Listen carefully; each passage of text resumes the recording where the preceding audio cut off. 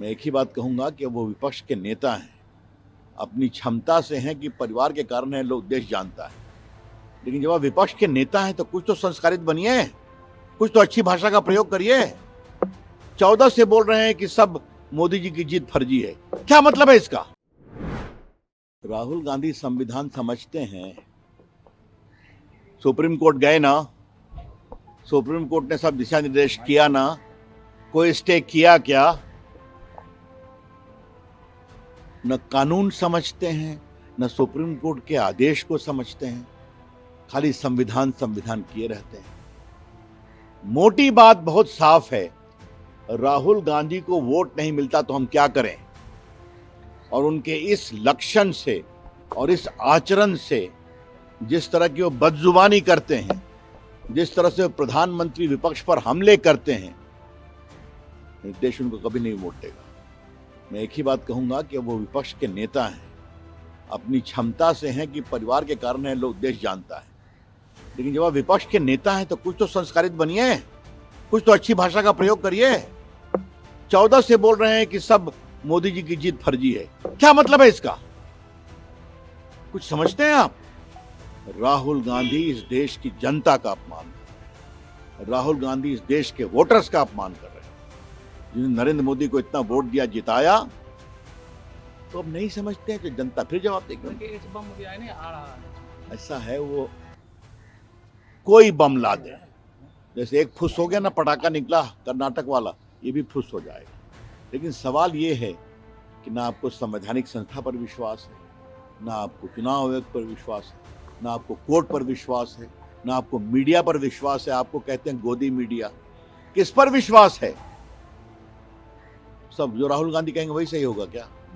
मैं बहुत भर्त्सना करता हूं। ये पूरे देश के सामने जो आदरणीय हमारे नेता राहुल जी ने जो बातें रखी हैं, और ये दूसरी प्रेस कॉन्फ्रेंस उनकी, और ये साबित हो गया है कि चुनाव आयोग और ये सरकार ये आपस में मिलकर वोट चोरी करा रहे हैं और इस देश का भविष्य खराब कर रहे हैं।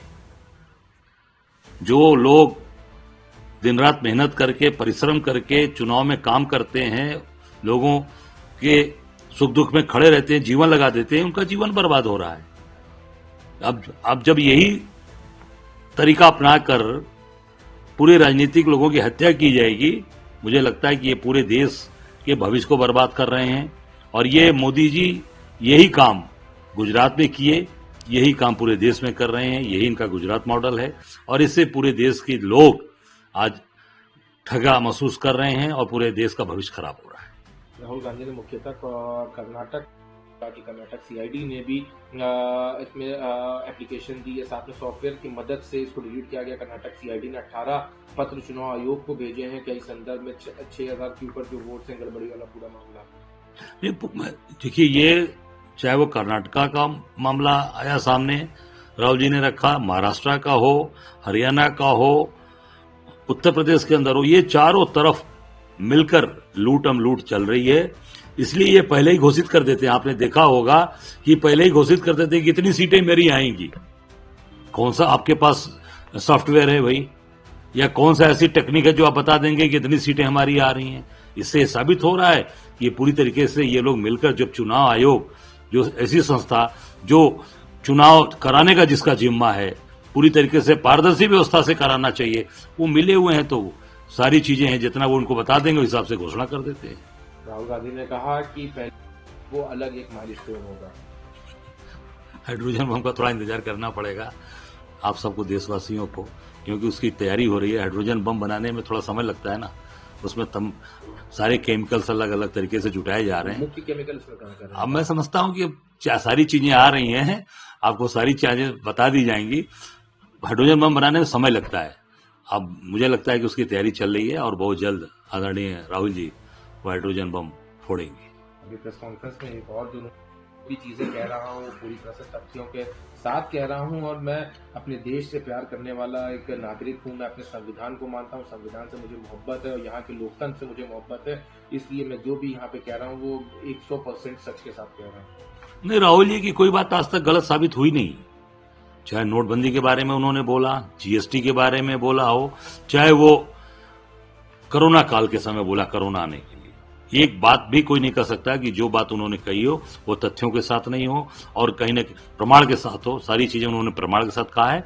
ये भी चीजें आज पूरा देश देख रहा है और तथ्यों के साथ, रिकॉर्ड्स के साथ सारी चीजें उन्होंने रखी है। मुझे लगता है कि पूरे देश के लोगों का विश्वास अपने नेता आदरणीय राहुल जी पर बढ़ता जा रहा है और राहुल जी जो बात कहते हैं बेबाकी से कहते हैं, ईमानदारी और दमदारी से कहते हैं। और बिल्कुल एकदम ठीक कहा राहुल जी ने, क्योंकि जिस तरीके के सामने चीजें हम लोग के पास रिकॉर्ड है, अब आप देख सकते हैं कि उनकी बेटी जो अभी नई बैच की है वो कासगंज में थी, पहली पोस्टिंग, अब उसकी पोस्टिंग नोएडा की डीएम है मेघा रूपम, और उसका हस्बैंड सहारनपुर में डीएम है,